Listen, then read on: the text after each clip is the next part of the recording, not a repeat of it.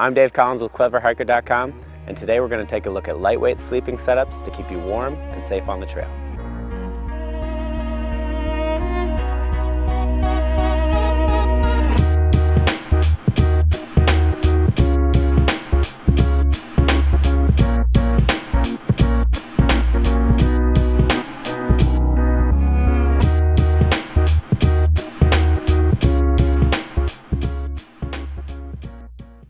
Your lightweight sleeping system consists of three things: a sleeping bag, a sleeping pad, and some form of a pillow. It's really important for both safety and comfort on the trail. It's hard to have a lot of fun out on a camping trip if you're feeling too cold or too hot at night, or also if it feels like you're sleeping on sharp rocks. Your sleeping system is also going to be one of the three largest weight-saving choices in your bag.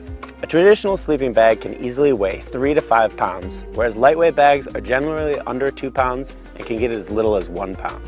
A lot of the weight savings from your sleeping system is actually just going to come from choosing the right type of gear for the climate that you generally hike in. For example, for years I carried a 15-degree sleeping bag that was rated for really cold temperatures, but I took it out on trips during the spring, summer, and fall when temperatures rarely got to freezing, let alone 17 degrees below freezing. I was always carrying a bag that was too heavy, and I was always way too hot at night. Let's take a closer look at sleeping bags. A sleeping bag works to keep you warm through loft, not actually weight. So actually, the higher the sleeping bag is going to sit on top of your body, the more warm it's going to keep you.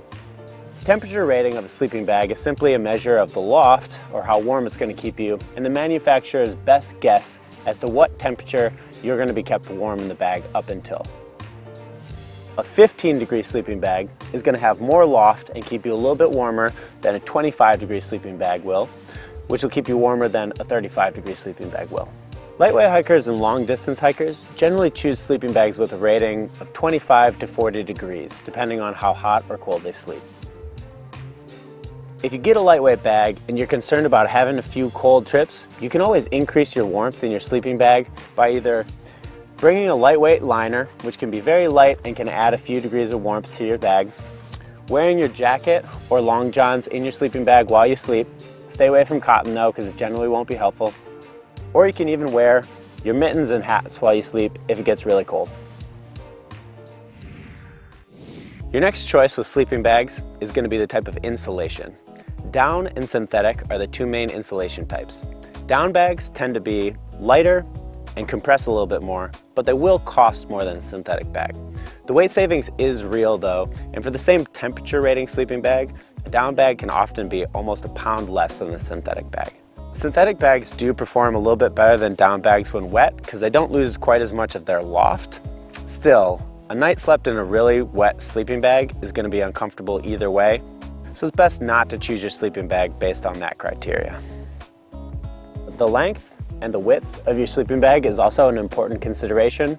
Ultralight bags do tend to be a little bit tighter, so you're going to make sure you want to get in them and try them out before you buy it. And also make sure you get the right length, because you don't want to either have your head poking out the end or have pockets of air in the sleeping bag that are going to cause it to be less efficient. As far as long-term value goes, down bags are said to have a little bit of an edge over synthetics, but they both last a really long time. If you treat your sleeping bag well, it can last 25 years or more.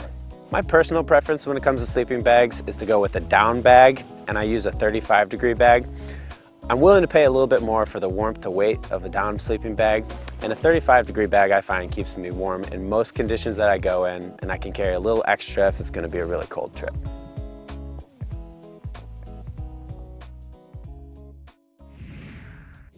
The next choice for your sleeping system is your sleeping pad. The pad is going to obviously work to keep you comfortable at night, but it's also going to insulate your body from the cold ground. Thicker pads are going to mean more insulation, and your basic choice when it comes to sleeping pads is between an air-filled pad and a foam pad. Air-filled pads are nice and comfortable. They have adjustable firmness, and most people think that they're a little bit more comfortable than sleeping on foam pads. They pack up nice and light, and they're very small. They can get as light as 8 ounces. Downsides are they tend to be a little bit more expensive and they can puncture in the field, so you're always going to want to make sure you take a small repair kit with you when you go backpacking with an air-filled pad.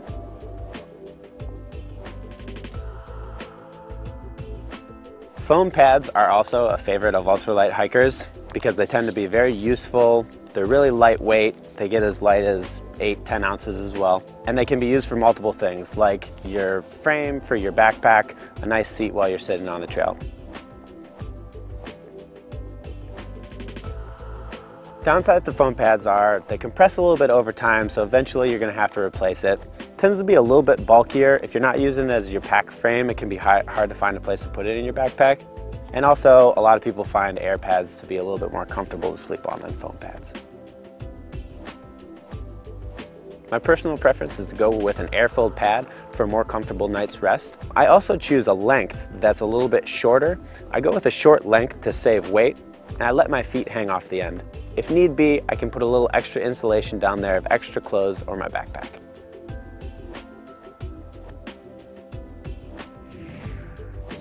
The last choice for your sleeping system is going to be your pillow.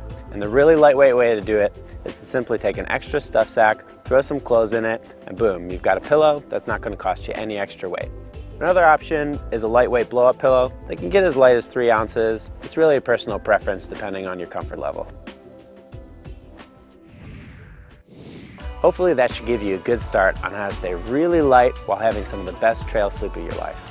I'm Dave Collins for CleverHiker.com. Hike light, hike smart, and have fun.